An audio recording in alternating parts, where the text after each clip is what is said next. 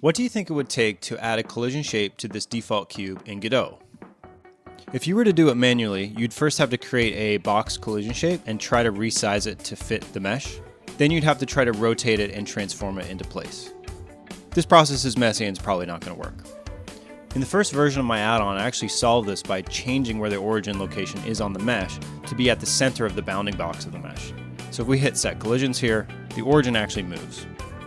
We can see this collision shape wraps perfectly around the mesh, but this has a drawback. Now the origin point of the mesh is in the center.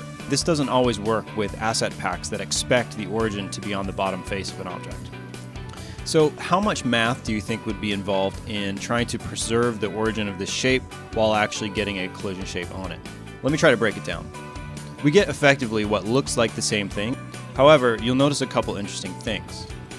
The origin of the static body, as well as the cube, is right on the bottom of the mesh, so it's still going to work with snapping. It's still going to be able to be placed on the bottom of a terrain, or if your kit is modular, you know that all your pieces are going to line up properly. All of the hard work gets done on the collision shape itself. So the collision shape itself, of course, is just a primitive, but now it has that rotation of 15 degrees, but it also has a transformation. So even though the overall object is translated 1.9 meters in the z-axis, which is actually the y-axis in Godot, the collision shape actually has to be translated by a different amount in the y and z axes. This is because we need to apply the rotation prior to trying to translate it based on the center of the bounding box. Designing this pipeline has really forced me to learn 3D transformations, as well as bases and quaternions, so that I can actually develop these tools. Anyways, I hope you enjoyed it. Let me know how you're using the pipeline.